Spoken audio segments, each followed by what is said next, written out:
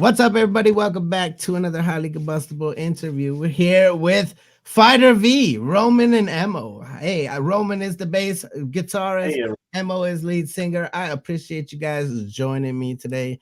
Definitely appreciate it. I got asked if we were gonna do it live. It's not live right now. We're recording, but we will drop it live after this so that we can all hang out and talk inside the chat. If you guys want to join along. If you guys want to jump in for that, I'll send you links as soon as it's uploaded, and we're working from there. So I've heard a couple songs, but what's something that you guys would say people need to know about Fighter V? Like, tell us about the band itself for any newbies that may not have ever heard from you guys before. Yeah, I think the most important thing is that we are called Fighter 5. First. Oh, see, I asked my people to check on that. I said, "Are you sure it's not Fighter 5?" No, it's not. It's okay because you guys get it a lot. We hear it all the time, and the most. Yeah. I said it from day one. I said, "I bet you it's Fighter 5. I bet you it's 5." Yeah, it is like a nutshell for us in life because when you want to listen to our own songs over like Alexa, I don't know. No. Yeah, so you gotta say Alexa, play Fighter V. So it's like very frustrating. Yeah. Even Alexa doesn't know. but yeah, I mean, we take it with fun, so it's all fine. Man, I said it from the jump. I already knew it. I said, "I bet you it's Fighter 5. I bet you it is." And we've been doing it wrong this whole time, so I appreciate you correcting us. And we laugh about it, so it's all fine. Yeah, I mean, for us, Fighter 5 is a constellation of, I would say, very, very committed musician, because it is something nowadays you really gotta push hard, especially in the beginning, to deliver a sort of quality which is needed to get along, to reach something. And it's like, in the end, for us, it's important to deliver good music, first of all, to deliver nostalgic music, to deliver things where we can be proud of. And also, there are like very high expectations when it comes to fans listening to AOR and melodic rock. And so this is the case. We do melodic hard rock and try to bring back those good old days also by the show. And I mean, you see maybe on our look, so we try to really make it real, and it is for us real. I mean, we are like living that, and yeah. It's real. I thought you guys might show up with headbands on today, and I was like, "Come on, you gotta be ready. You gotta be ready for that '80s look." It's very nostalgic. A lot of people are like, instantly, "Oh, that's '80s. I miss the '80s. Bring back the '80s." Like, yeah. I mean, maybe Roman wants to add something to it. Yeah. Yes. First of all, we really don't want to play anything. Fighter 5 is what we are. So as well, the name Fighter and all the song texts and whatever, we really have that motivation to keep on going, to give it all, to give it our best. And through all this project through all we've done so far, we really always want to get the best out of it. So we can be proud of it. Absolutely. That's all always. So now that we're on the topic and we know that it's Fighter 5, how did you guys form, and like, how did you come up with the name? Well, originally, the band members, it changed quite some bit, but it started out as Hairdryer. So it was a band. Did you say it started out as Hairdryer? Hairdryer, yes. Yeah. That's cool. And yeah, I think they were together like 10 years, and yeah, that's a rough number. But afterwards, they felt like, they want to go a step further. And so they recorded a new album, the Fighter album. They went to Sweden and produced it with Jonah T from Heats. And when they were making it, they thought, probably Hairdryer isn't anymore what we want. So let's think about it, guys. Is this really what we want to be known as forever? Hairdryer for hair metal, glam metal, it's perfect. That makes sense, but you would definitely be a memorable name. Yes. Yeah. So they wanted to have another like image, and they thought, well, we know our album is going to be named Fighter, so let's just name ourselves Fighter 5.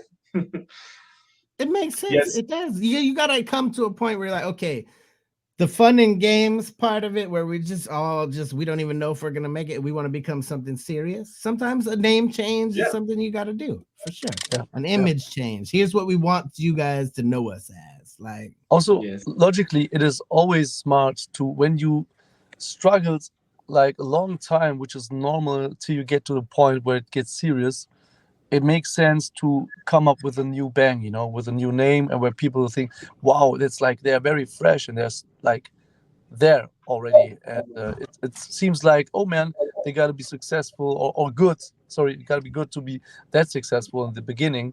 So it makes sense to change the name. yeah. And also, hairdryer was, it had more influence of those. I would say, I mean, I wasn't in the band, so maybe if I'm wrong, sorry for that. But it is, I would say, it was like more fun. It, as Roman said, this is for sure, and it was like it had more the touch of glam, and it is still the difference being a glam or hair metal band compared to a melodic rock or AOR band, where I like both, but it is sure that a melodic rock in AOR, it is a little more serious, not in a negative way, but you got more like, it was like good, like Uh-oh. The German Autobahn with his yes, awesome network connection. But after all, you can say it really matured. Hairdryer was more like immature approach, having a lot of fun, having that very, very funny side, and Fighter 5 is more like it's mature. Yeah, I think a lot of bands go through it though, where you go from that like garage band to that professional band. You know what I mean? Yes. And there's a lot of people out there that do kind of veer off or recreate themselves to be, this is what we are forever now. Like, that makes sense to me. Has the music itself actually evolved since you started, or has it always been pretty much that 80s? Yes, of course. It always had that 80s vibe. As when it first started off as hairdryer, they had no keyboards. I think with the Off to Paradise CD, which is that one, and they even had the keyboard. Yes, and when they changed to Fighter 5, it was more the melodic AOR approach than like maybe hair glam a little bit. So yes, it's not the same, but it's I know it's not totally different, but it's not the same. Yeah, I know you said right before we started recording that you listen to a whole variety of things. Yes. Like who were, since I don't have Emmo here anymore, what were some of your inspirations? Like, oh well, when I joined Fighter 5, I was really listening to harder stuff, but I got into it more and more, and I really, really, really like Woojer and Def Leppard, and even some bands that aren't quite known, like Dakota or Device, and that's my inspiration. Okay, we got Emmo back. Yeah, hello guys. Sorry for this fact I gotta tell. I just changed my battery currently, and that asshole of seller just sold me, I guess, like a very, very bad battery, but he was like, it's like the best what I got and I can recommend. So I'm just fucking frustrated because of this. Sorry for that. Oh, it's okay. I totally get it. But now it won't shut down. So. Okay. So I was asking Roman, I'll ask you the same thing. Who were some of your influences musically? Oh, did Roman already tell? Roman told who some of his influences were. He's on that side. I gotta keep remembering which side. Yeah. It's like Woojer, Def Leppard. those things. Yeah, I mean the most bands that would speak for ourselves, like for the whole band, as Roman said, was like Def Leppard. I would say it was a how to say a big topic during the studio days, and also like bands like FM. Sure, we gotta admit Heat, because I mean I love Heat by myself. I loved them before New Fighter 5, before I was in the band, and as a fan, for me, Heat is a band delivering like big quality nowadays with very nostalgic vibes, and very great musician, gotta tell. And how to say, for me personally, Whitesnake, which had an impact on my songwriting as well. Of course. But yeah, I would say those are like the main bands influencing the band. Okay. Very cool. Let's see. Obviously, a lot of people out there write multiple songs, continuous songs. Like, how do you decide which songs actually make it onto an album? Is it more like, okay, these ones are all related to the same topic, let's put those on the album? Or do you have some that you throw away? Like, oh, I don't want that. Yeah, of course. In our constellation, it was. I guess it's kind of special because I brought some songs in. Felix brought some songs in. The guitarist Emmo brought songs in, and we worked them out all together. And yes, we rehearsed all the songs, and then we thought about it. Which songs should be on the album? Do we need more songs that maybe have a lot of drive, or do we want to have some ballads? And yes, we took that all into the choosing process. Okay. You got anything to add to that one, Emmo? Yeah, it is also like you can write very good music in the end, but if it's not the music that fits to the band, or if it's not the music people want to hear nowadays, or if it's it doesn't fit to the album and stuff like this, then it has no more worth for the album. So this is very sad at one point, but it's something that you got to be aware of when you write songs for a certain album, for certain bands. So we sure had like very much songs, and yeah, we didn't throw them away or so. I mean, we still have some songs, right? But it was, yeah, you gotta think a lot about it, and also we let the crowd participate. We let friends of us hear what we have there and decide what people want to hear. Right? So we don't do the music for ourselves. We don't do the music for you guys, and you gotta you gotta be on the trigger, right? Yeah, absolutely. Yeah, totally. Are there any of those songs that you would say have a special meaning for you? Any songs that are like, that's my song, and it means something special? Of course, but I guess the most meaning of the song has Emma has put the most meaning in the songs because he wrote all the texts, or at least a huge part of them. So I guess that's a question for him, probably. I mean, it is always I put in every song, like every song I would say has something that is important for you, something where you put one storyline of your life in. And so for me, like every song has a certain feeling, a certain meaning, and what I put down there by the lyrics is always in influenced by, of course, what you hear. So I mean, for example, we got Speed Demon. Speed Demon is like a very rock and rollish, rough, guitar-driven song, and it was for me the vibe of driving a fast car. So there was, for example, a point where I was thinking about, okay, this song is not about deep feelings or so. It's about being rock and rolly, living your life at its best and stuff like this. So it is important to match with the music. And but for me personally, the most important song I would say is Heart But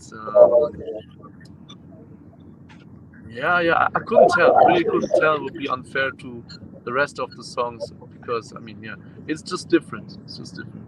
Yeah, so you got a different connection with each of the songs that you do. Yeah, Especially if you're writing them, then I can totally see that each one would be important in its own way. Especially every song is created out of a mood, so yeah, it's kind of how we feel that day. It's the moment that you're writing. So yes, always there's always some kind of connection behind the song. But we got a listening tip. We got a listening tip. If you want to really feel the album at its maximum, just get into a fucking fast car. The best would be like an old Pontiac or Corvette.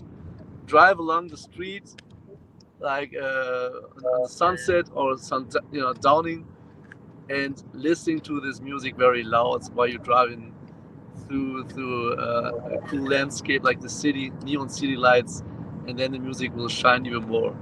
That's awesome. Someone's gonna do it now. I'm going to do that right now. That would be me. We're not paying the speeding tickets. Yeah, no. None of that. All do it at your own risk. We're not accountable for that. So tell me a little bit about tour life. Is there a certain city that you're just like that's where we want to perform again? Has there been any standouts? Well, the tour is ahead of us, so can't really tell. But you guys have all played in different places before. Of course.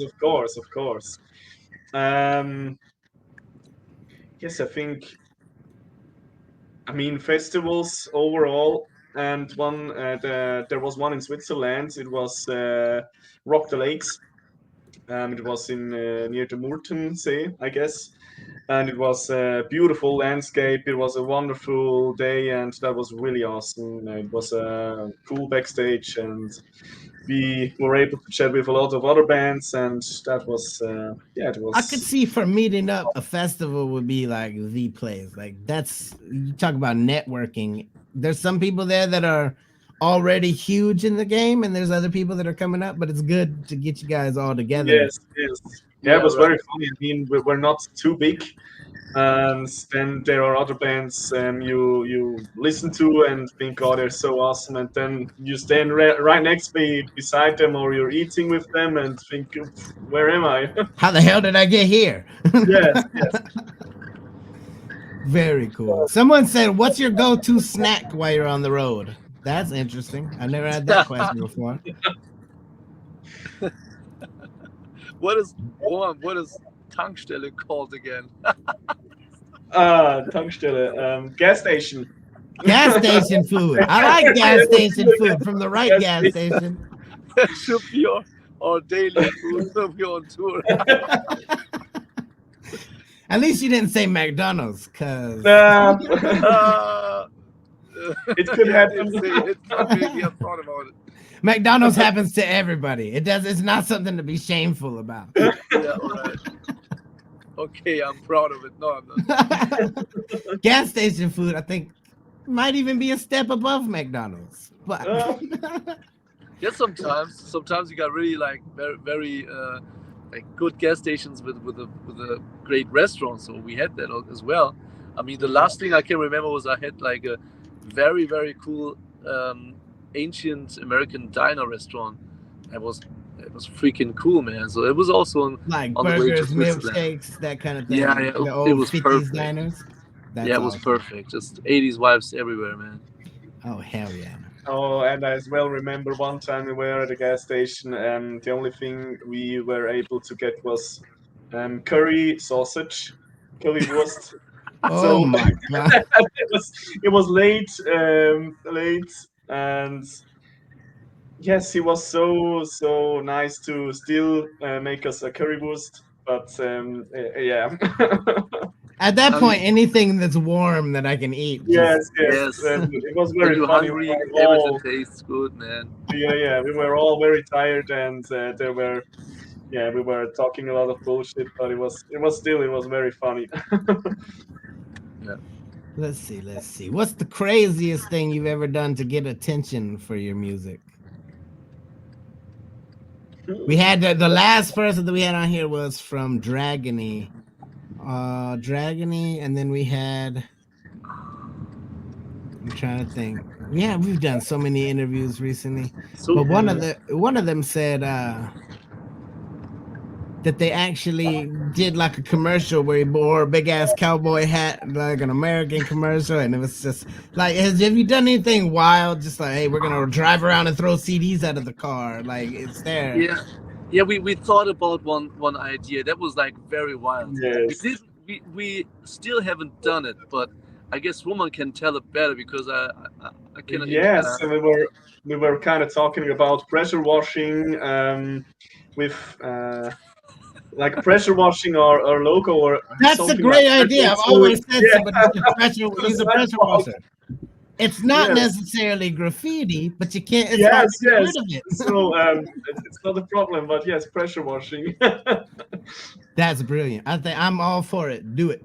I'm there. Because then the only way you're getting rid of it is if you got a pressure washer. Yes. And the most crazy thing is Fighter 5 would do it. I was amazed by myself that the guys really do things and don't talk a lot. So it might happen. So I don't want to promise, but so there's It might nothing too happen. crazy for us, right? Yeah. We kind of forgot about it, but you're getting us good ideas back again. It's time to start doing the crazy. It's time.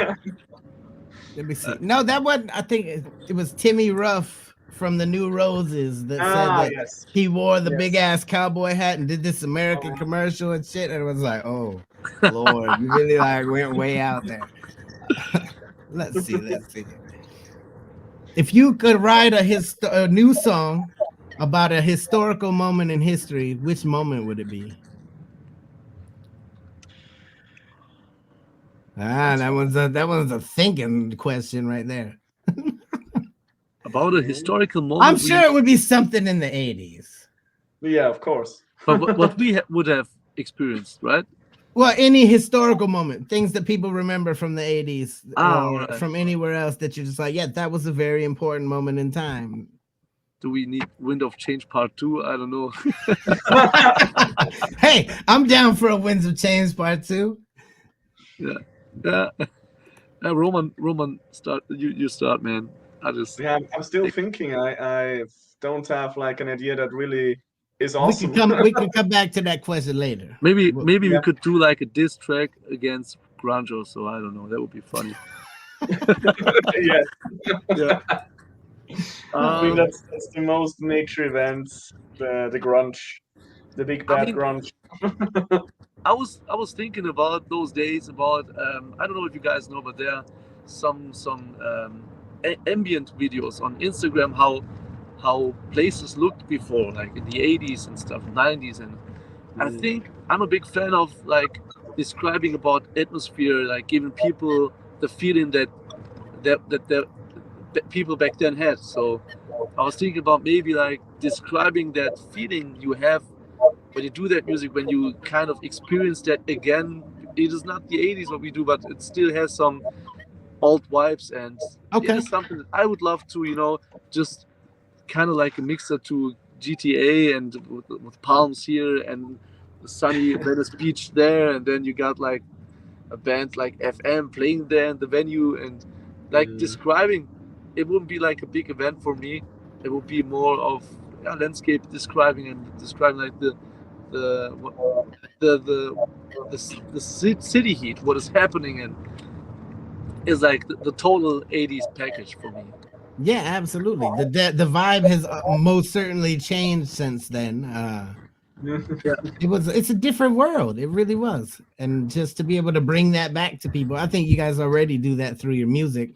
It's one of the things that you feel like, wow. It's almost like you've been slapped backwards through time when you listen to it, and you get that same nostalgic feeling. You feel young again. You feel powerful again. You feel all of these things that you were feeling back then when you're running around. Less worries in the world. that's even our album title, Heart of the Young. So I guess we really There's got that actually one. a question about that one. Someone said, That "I was love." sweet.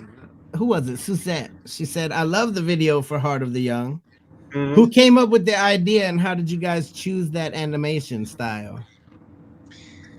Oh well, we were all talking about what we feel from the song, and there were quite a few ideas, and we had the idea about two boys or like siblings and stuff, like a dramatic story.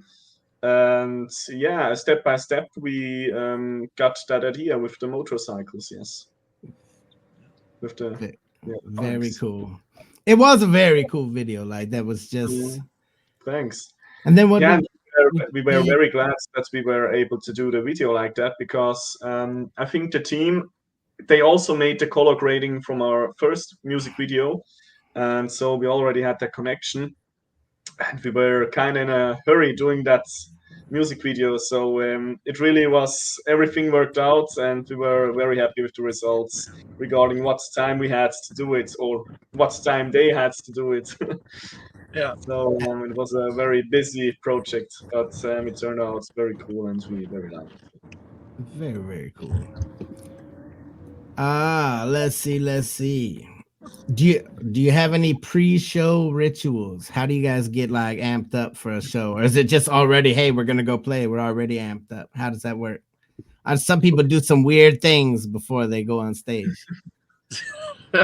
Getting hammered as shit. Get that liquid confidence. No, that's not something we do. No. No. So you guys don't very, have any? very unspectacular, actually. we ready hug for us. Yes, we hug us, and that's it.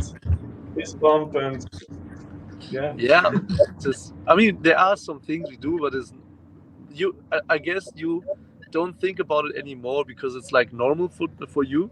But when I think about it, I mean, there are some moments like, I mean, we don't put makeup like Steel Panther and stuff, but what we do is that we put some like eyeliner because it is something you have from the background, like from theater. You want to see the expression of the face better from the distance, so that's why you put on maybe like eyeliner and stuff. So, and not that people think about, oh, it's like a glam band, I hate makeup, what's that? But something we do sometimes. What we do else is, for me, a ritual is to tape my bag with Felix. We tape our bags with, we have like in-ear monitoring, and we have a cable running down the bag. So, and just to not rip the cable off, we tape our bags. And this is something like a very lovely bromance moment with Felix. Yeah. I mean, I would be very jealous if someone else does that. So that's what I do. Like ritual. Nobody else do that. I'm not telling you who did it last time. yeah. That was my heart broke. No, just get in the mood, and everybody takes his time for himself. And Lucien does sometimes what I've seen is that he takes a nap, like a power nap. And I warm myself up for the show. We get in ready as some, I don't know, a guitar player does some workout stuff. So it is, like individually. Okay. Yeah. I guess probably most of all are combing their hair, so that's probably the ritual. You can't step out there with bad hair. Yes, of course. You gotta have that flowing hair. It can't be can't step out with a bad hair day. Not as like no. Yes, I mean, if they're not useful for something, at least they have to look good. Yeah, absolutely. I never ever looked at you guys and got glam band feel though. So there definitely was no glam rock feel. Yeah, awesome. These guys are over there powdering up before the show. No. Let's see. Have you ever collaborated with any other artists? If so, who was your favorite? Yes. Like the last thing was mentionable was the collaboration with John Diva on the single Power. That was a cool thing to have, like, because it was a new experience for sure. But for me personally, I mean, when you play on festivals, you kind of collaborate with bands. I would say maybe like more personal, maybe less. But you got some bands where you also in the same pot. Like we had Nazareth or Uriah Heep or Lordi last time. Those are some sort of collaborations, but like for me, since I'm in Fighter 5, those would be the ones. I guess the guys did the collaboration with Jonah T from Heat for the album production, the first one. The other thing, we have some like friendship with other bands where we play together or have some stuff going on sometimes, and yeah, it is like, for me, I would say the collaborations. Okay. Well, you can as well name Gathering of Kings. Victor Olsen, he helped us out with the key sounds. And yes, our totally producer, forgot. Thomas Black Johansson, he as well helped us out. And that was very cool working with them. Yeah. It was so Of much course. fun. That was a big enrichment for us, so I totally forgot about that. Yes. Sorry for this, but yeah, those guys were fucking great. Is there a dream? Is there a dream collaboration in there that you guys was just like, hey, if I could get up on stage and jam with so and so, that's who I want to get up there and jam with? Yeah, I know one, or I know maybe also two. I would say, fucking Heat, Nestor. Nestor is a good one. That would be And awesome. yeah, of course, we have like there are legendary bands from back the days. Like I would love to share the stage with Whitesnake, maybe, or Journey, or Toto. But yeah, I guess the most realistic thing would be for me Heat or Nestor. That's Yes, that would be very awesome. It would be very awesome. I would love to see you guys with Nestor doing something crazy. Yeah. Oh, let's see. Okay, some questions from your fans. What? Oh, this is probably for Emmo. What can be helpful or hurtful in the composition of new music? Oh, hurtful for the composition of new music. This is like White said. I think very helpful is to change your settings, like not in the equipment, to change the place where you record, to achieve a certain mood you maybe need for a song, to get some inspiration from your environment, to maybe maybe I think when you write a song, you think about what you've experienced so far. When you do like vacation stuff, you get along and stuff. This is something also has an impact. Like heartbreak moments or like very joyful moments, or everything has an impact, which is very productive for the songwriting. And something what would be hurtful, I guess, would be when you rely on your pride, when you're too proud to get also other opinion from others, from the band and stuff. So it will be a killer. Or what also is not good is that you try to force something out of the song. So if you don't feel it, just let it rest for a while. Or maybe it is not meant for this album, maybe it is not meant at all. So just be positive and not like forceful, or times get like the pressure of time can be a killer. I guess when it's meant like you got to do the album this time. So those are things that kill the creativity. So I don't know. Maybe Roman has also some points. Yeah, really. It just has to flow, and if it doesn't flow, it's not good. So yeah, you really don't need to want to make a song and then you feel like I have to do it now. If it doesn't work out, it doesn't work out. Give it some time, and maybe afterwards, if it will work out automatically. And of course, yes, if you have a lot of stress and all that other stuff, it probably won't work out as well. So you have to be in a good mood, or at least in a mood that really helps songwriting. I mean, if you're sad, of course you can write good songs as well. If you're happy, you can write good songs as well. If you're So use your maybe a little emotions to angry, your benefit. yeah, of course, yeah. Yeah, it's just that you gotta get in the mood, as Roman said. It's Yeah. it's just clear your mind, just change the place or so. Yeah. I like to change the place, but that can also go for a lot of things in life. A lot of times people just need, if you don't want to get the same thing over and over again, get out, go do something, change something up. Yes. Yes. Whether it's writing a song, writing a book, change up your environment, and you're going to change up your whole outlook on things. I totally agree. I mean, you need to get the inspiration from somewhere. I mean, you Yeah. can just pull it out of your nose. Let's see. So the new album's dropping tomorrow. Yes. Yes. How long did the actual writing take for the new album?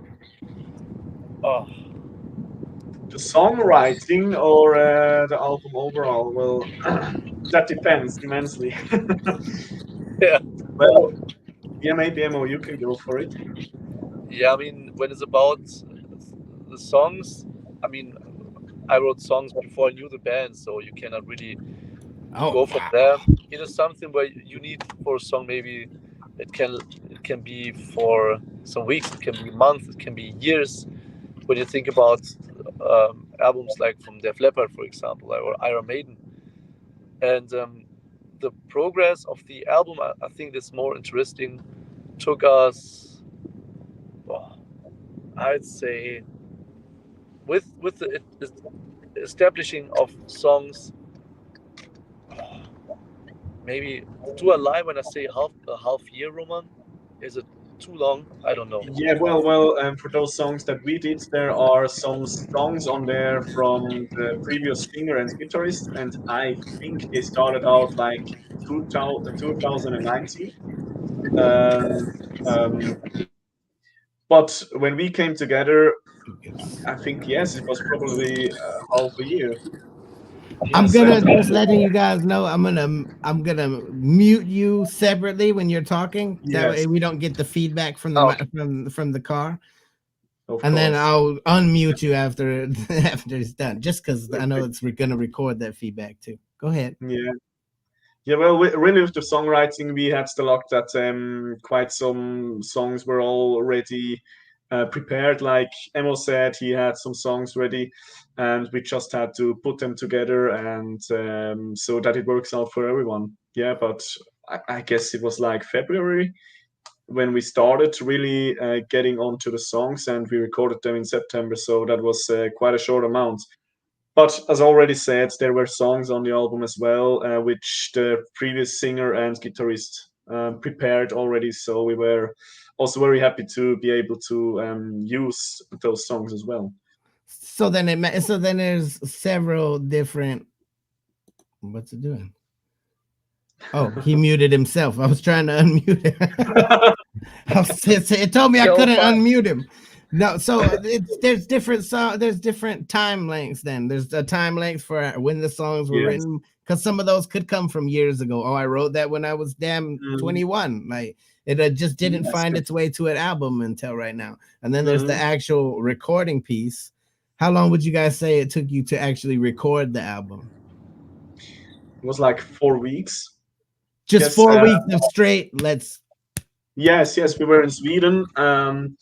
The drummer and me, we were like the first 2 weeks. Emmo was the whole time.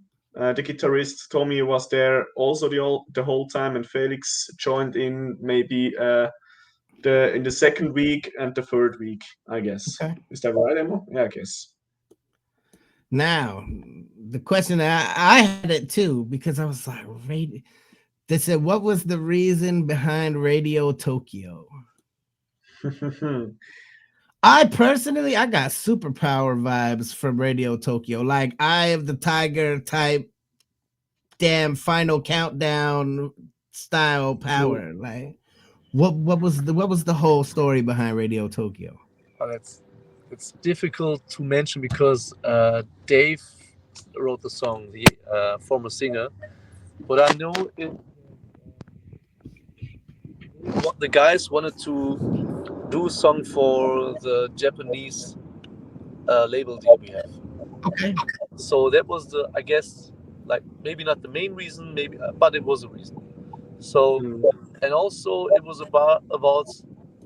I mean, when I sing the song, when I just got in touch with the lyrics, I felt that Dave wanted to go also in that direction of describing, landscaping and stuff, and how the, like Fighter Five for me, when I take all the lyrics from the Fighter album, it is always about pushing yourself to motivate people to go on, to not give up, to show strength, and it is the same, I guess, somehow with Radio Tokyo, when it describes that young boy trying to make his way through Tokyo to have success there. So this is what is told there, and it's also the crossover to the story of the band with all the um, all the complications we have because of COVID and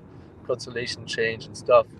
So that was for us in the our constellation the mood. But what Dave really thought while writing that song, I cannot tell. So Okay. That makes sense.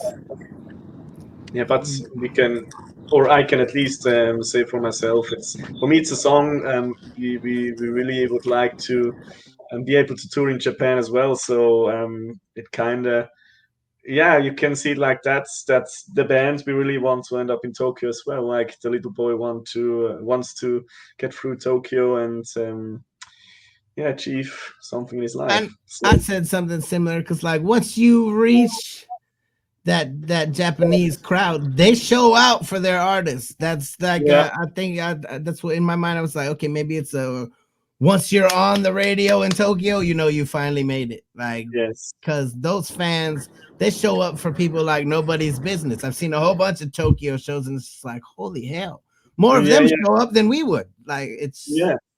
it's same thing goes with like South America and Brazil and all. They show up like crazy for anybody that they love down there. There's just Mhm. certain areas of the world I think that turn out for music more than other people may have turned out. Oh yes, that's very true. It's even a difference between Switzerland or Germany. Yeah, it's very funny sometimes, but yes, Japan is really, yeah, good in that I heard, and it's so funny. Even I even heard they usually do the concerts like in the afternoon. So that's again something very different you couldn't imagine here, like freaking out that much in the afternoon. Yeah. Afternoon shows are totally different than a nighttime show. Yeah, That's yeah, you're like, yeah. yeah. I'm not supposed to have this much energy during the day. What the hell's going on? Let's see. Let's see.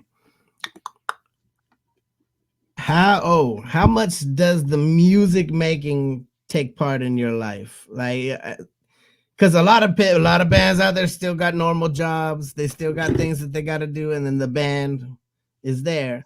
Do you guys have to? Is it just all the time we're thinking about the band thing, or is the band life real like that the whole life, or how do you split your time up? Yeah, well, for me, it's not the songwriting, or at least at the moment that takes a lot of time. It's all the preparation for the album. Like, I do the merchandising and had a lot of packages to send and all that stuff. I mean, for sure, the CD, all the things. I mean, graphics and yes, there's so much things that need to be done, like social media and so on and so on. So we're all still working, Okay. and all we do for the band is like in our spare time, in our free time. Yeah. Aside So from the actual time you're gonna have to take off the tour. yes, of course. Well, for me, the tour is just like holidays on. Well, it's my regular work holidays actually. So it's like a vacation. Yeah, it's a vacation for me. A working vacation. Yes. Yeah.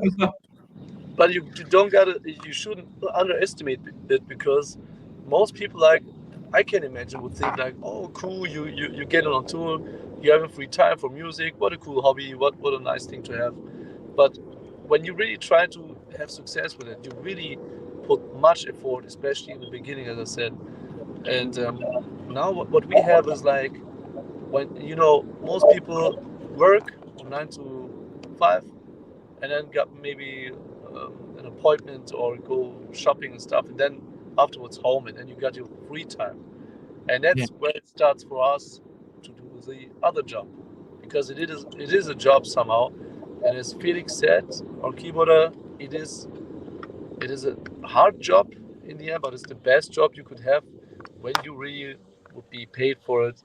Like, how, when you would get the amount, what you put in there on effort, with money back, that would be very, very big money. So it is something people underestimate and think, oh, it's a cool hobby, but you really got to push. You really got to, waste all your, or put all your free time in it. And as Roman said, we don't have much more holidays from the work. We really got to put all that in for the music, and try to, you know, go in compromises with our partners and stuff, and with the job. So it is a full, even more than a full-time job, because your full-time job is your work, what you do, and the other thing is the music. So There's a lot of people out there that don't realize that yeah. it takes a lot of sacrifice. It's not just like, oh, I got this fun thing that I do on the weekend. You're talking about time away from family, time eating gas station food, time like there's a lot of things that go into it that people are just like, oh, I'm glad my band's here. But the logistical aspect of it and Oh yes. everything that's behind it, there's so many moving parts in order to even make it happen in the first place. Like I don't think bands in general get enough credit for the sacrifice that they have to put out, because people don't even really think about it. It's just mostly time. And my time, to me, is the most valuable thing in the world. Time is not something you can ever get back. It's just, I don't know. People, I think the fans are great, but it's the fans that say, you know what, I know what it took for them to even show up here on this stage. Those are the ones I think that really, really, truly understand it. Like, especially if they've done it themselves. Okay, I was part of a band. We had to go do the traveling thing.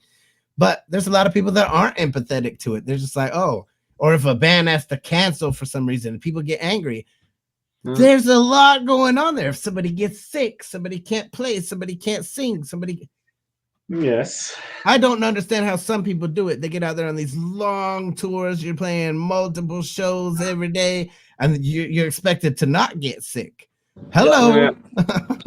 This is like a very big point, because when you think about the king of pop, MJ, Michael Jackson, he hated touring for very, very good reasons. I mean, in the end, he did all. He sang like a god, he danced his ass off like a god, and even more behind the scenes that we couldn't also imagine. We could imagine, because of what we do, we could compare, but you can imagine what else is going on there. And for us, even in our state, it is like, it is also bound with fears. You don't want to disappoint. You want to be, rocking every night, and it is something that sometimes, when, especially when you're a singer, as Steve Perry said, people expect you to sing like you did in your 20s every day, and be always perfect, and it is nothing that is really realistic in the end. So the most important thing is that you deliver a good show, and first of all, it doesn't matter how. It's just, people shouldn't go home and say, "Ah, that just sucked." So I also just had shows where you could clearly say, "Oh, the singer wasn't that fresh, but he did his best," or maybe the drummer. I like Foo Fighters. Dave Grohl had that moment where he broke his leg. The show still went on. So And the show must go on. I think it has a lot to do with the fact that we idolize these bands. We put them on this higher pedestal, and a lot of times people forget they're human. They go through it's hard for me and a normal person to not get sick. They're traveling around, they're flying in airplanes, they're freaking around all these sick people, and you expect them not to get sick, or you expect them to be on their A game every single show. I don't think it's possible. It's they're just, you're gonna have to accept the fact that people are human, and that a lot of work goes into it, a lot more work than people give people credit for. It's not just some, oh, I go and drive my RC car on the weekend hobby. It's like, it's a whole lifestyle that you have to live, and you got to try to stay healthy. You got to be fit, and you got to, how do you guys find time to stay fit? Or is it just you starve yourselves while you're on the road? How's that? No, not starving ourselves. Well, of course, the tour kind of will be a little, yeah, it will be a pain in our asses because we do the whole tour in our band bus, and it's just with 8 seats, and there's really not a lot of space. And well, you really have to see what you're getting out of it and not see the bad sides. You really have to stay positive. I mean, it's a huge opportunity. It's so awesome being able to play shows like that. But of course, it shouldn't be all the time. You really need breaks in between the tours and all of that. But yeah, I mean, you still have to be positive. And one funny thing about a band, I think it's like a relationship with 4 other guys. Yeah. So yeah, I mean, you really have to work that out as well, and so you really have to care for each other, because if you don't, yeah, it could break apart, and that would be the worst case. With so many bands already happened, so but really, if you're talking to each other and if you're nice to each other, that really shouldn't happen. So Yeah, no, we've seen bands fall apart, and we've seen bands that have been together for 20, 30 years, and it's like, yes. okay.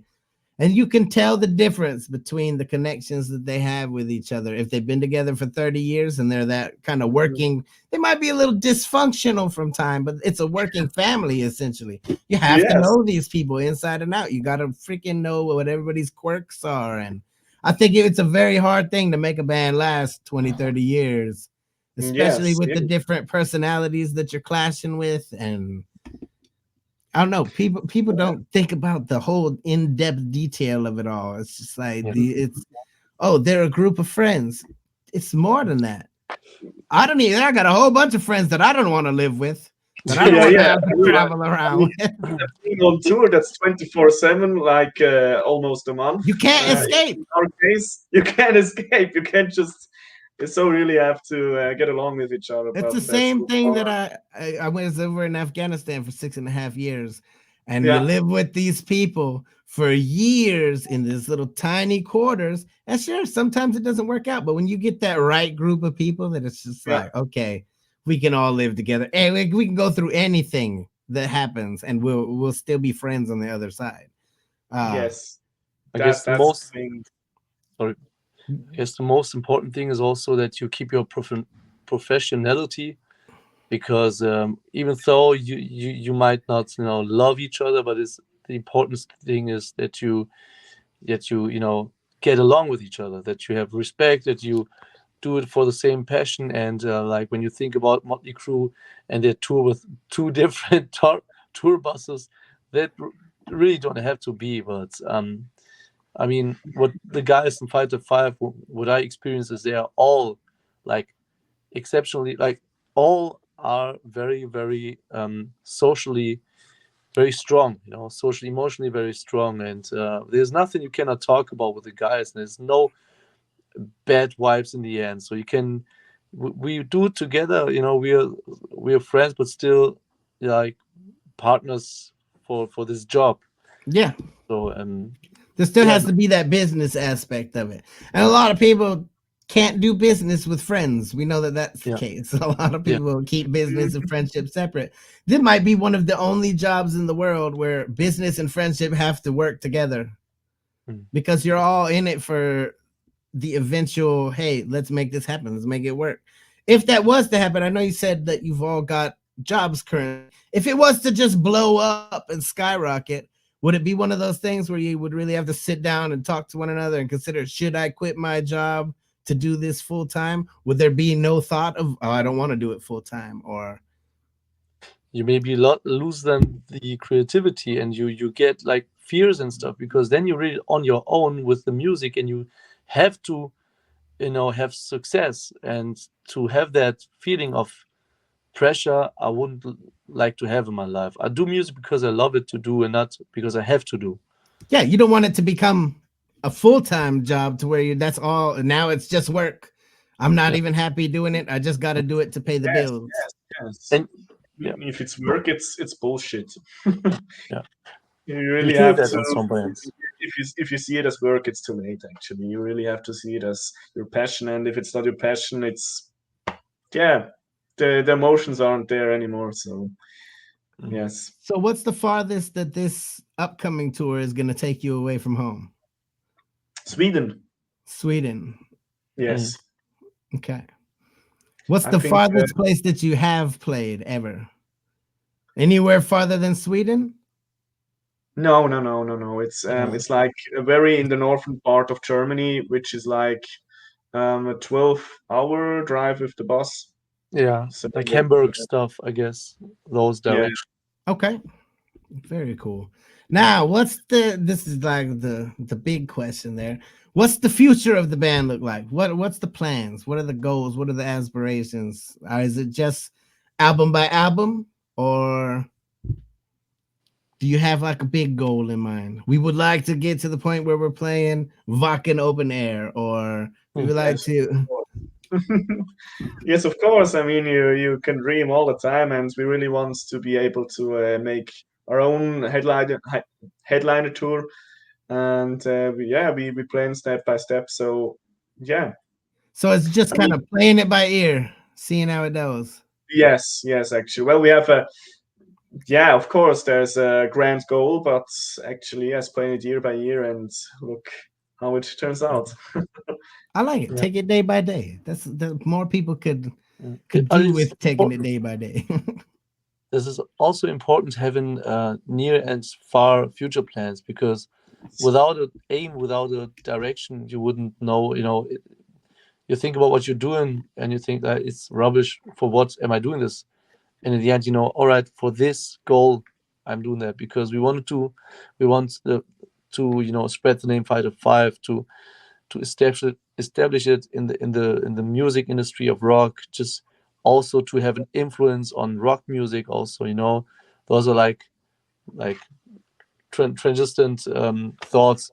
But the other thing is to maybe someday also reduce the job and give your passion even more to the music, because you have more time. So maybe to have also like a part-time job, but not with the first goal to earn money, because of course it is like Yeah, we I want don't want to to have to commit do more it time for to it. money. Yeah, we want to give it more effort, more time, which would need it in the end when you really want to go big. So Wow, it's definitely a hard thing to do, especially if you got families and things like that. Shout out to the families, because you got to be supportive, and that takes a whole different kind of support to just be like, okay, he's gonna be on the road for however long, and here I am doing my normal thing. It's hard on both ends, hard on the actual band and hard on the families, if not harder on the families, because Lord knows they want you around. Let's see. There's some fun and quirky questions. Let's see. Coffee or tea? Coffee. tea. I'm a coffee. Oh, Yeah, we even brought our own coffee machine to Sweden. Our drummer is such a coffee nerd. And Emmo, you're shaking your head. It was so funny. He said in Sweden there's only bad coffee. I have to take my own coffee machine up to Sweden. And it was so funny. Our producer also likes coffee very much. And the first coffee he drank, he really liked it. So he took another one, but it was a double espresso. So it was 2 double shots. Yeah. I saw you shaking your head down there. You didn't approve of the traveling coffee machine. I hated it because we had to, take that fuck thing, back to Switzerland again, and it was like we had all the all the boxes in the bus, and the last big heavy fuck was really that machine. I hated. I swear it all the time about this. Fuck you, I hate your fucking coffee machine. I don't want to have it. No more coffee machines. No, I couldn't see it, but I mean, it was still a good thing. So yeah, it was good as it was. So well, you'll get to a point where you can just very- you'll get to a point where you can just tell somebody, hey, when we get there, we need to have an espresso machine set up. No. No, we really don't want that to be like that. We're very humble, down to earth guys. So You definitely seem like it. That's why I didn't want it to be no super me sit here and ask you pointed questions and have you. I wanted to actually just sit down and hang out for a while and see how things went. Let me see. What kind of pets do we have? Do we have any time for pets in the schedule?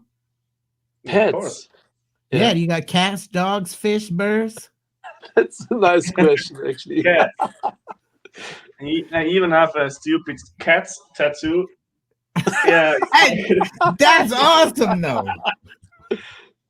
I'm a cat person now. I have 3 of them running around the house.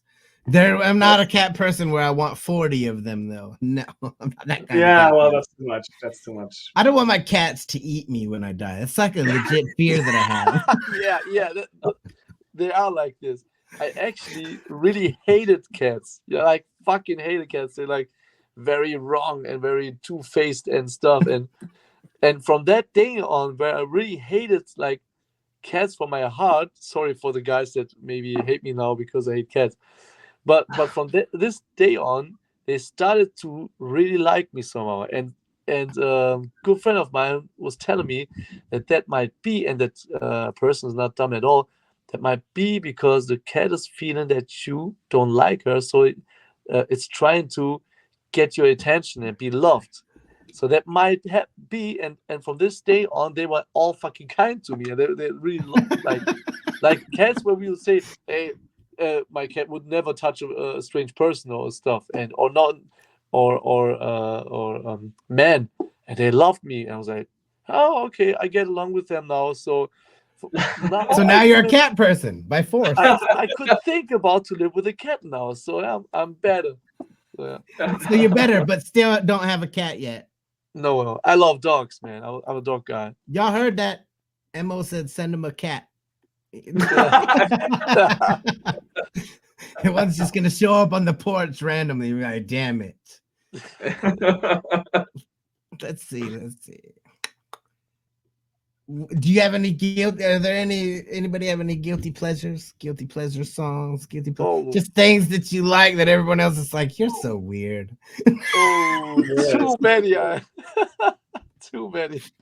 Even very cheesy 80s pop songs, even modern songs or Bee Gees and stuff like that. Yeah. We both can really get down with that shit. You're over there walking like an Egyptian and shit, huh? Yeah, of course. Boy groups, fucking Britney. Oh, I knew somebody was gonna say boy groups. That was gonna be my example. Like, Backstreet Boys. I say I don't like them, but if it comes on the radio, I can sing it. Everyone. I love it. We got a fun fact. I used to, the microphone I used on the recordings, and thanks a lot to Thomas Black. He really was a magician about that. He had the best microphones ever, and we had what was it called? I forgot the name now.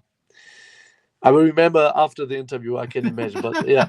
So it was that one microphone that Backstreet Boys used, and also NSYNC on the voices, and also on the acoustic guitars. So I was like very proud. Oh fuck yeah! I got the Backstreet Boys microphone. We're a boy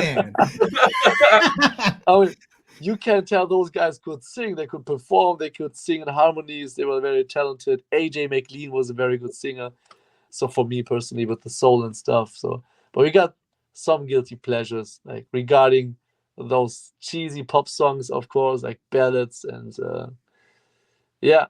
I also, for me, the most guilty pleasure would be that I love fucking Mariah Carey, man. No. But especially all I want for Christmas is you. I hate that song with a passion. No, it's about the old stuff, like the Prisoner album and stuff. That was like 90s. That was Okay, I could deal with her so- older stuff, but the Yeah, next yeah. time I hear someone play "All I Want for Christmas Is You," fuck it's that, boombox man. is God. It's getting not broken. long to go. It's not long to No, go. I know, and it's every single year. Somebody, oh Yeah. look, a brand new cover to it came out. I'm like, Yeah. no. already, saw- already creeping around the corner. Yeah. You can I hear saw a the photo. piano intros. Oh no!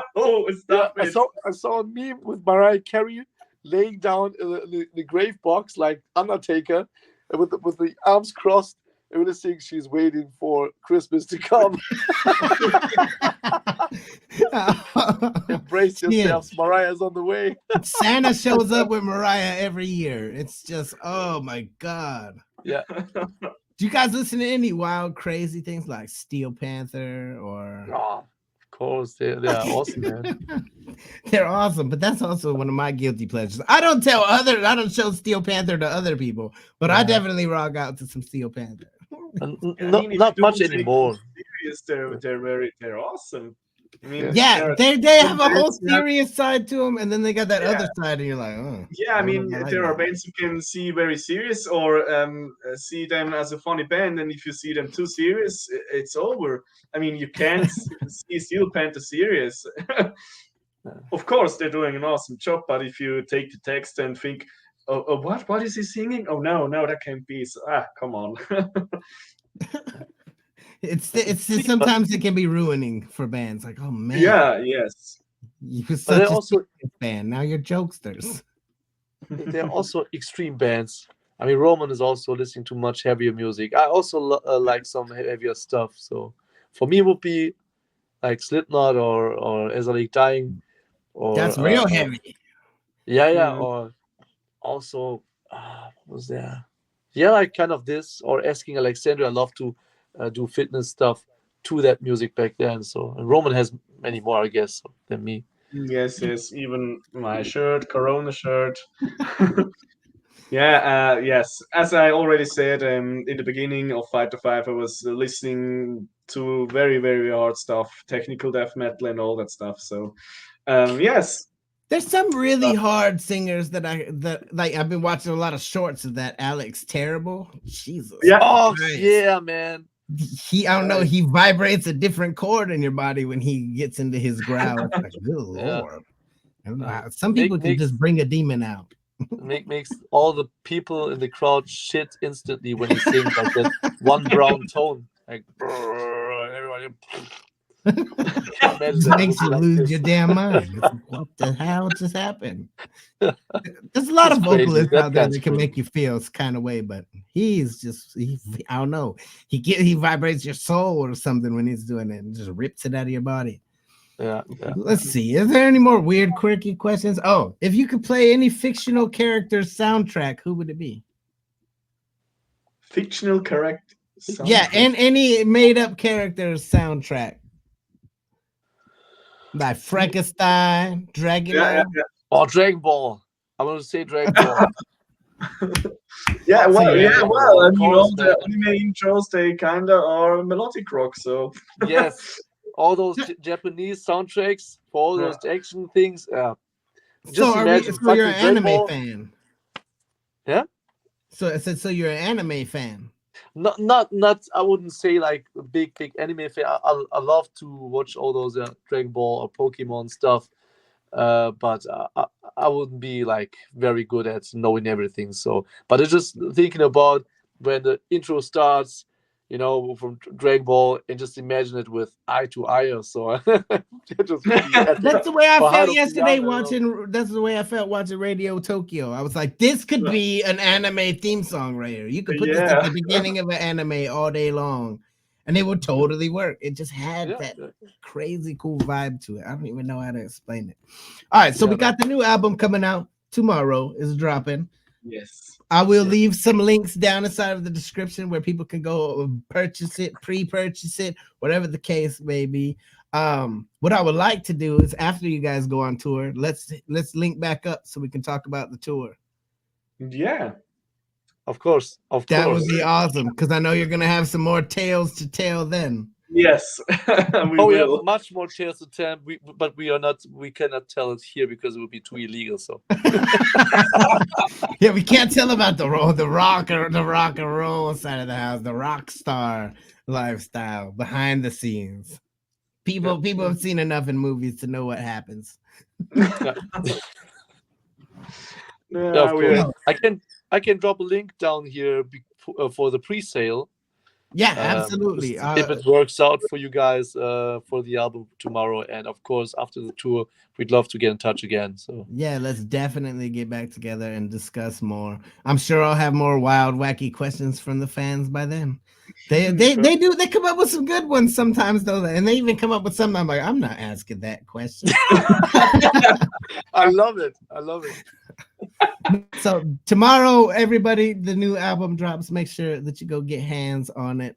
Check out the reactions that we've already done to Fighter 5, not Fighter damn V. Stop calling it Fighter V first and foremost. There it is over there. Awesome. I saw the picture of it.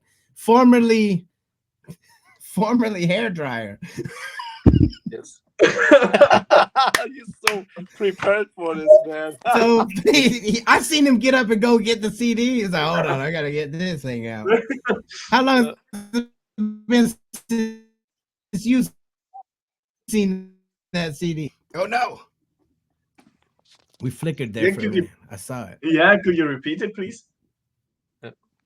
I said, how long has it been since you seen that CD last? Since you just dug it out? Well, the hairdryer CD actually today, because there are still people buying that CD, and yeah.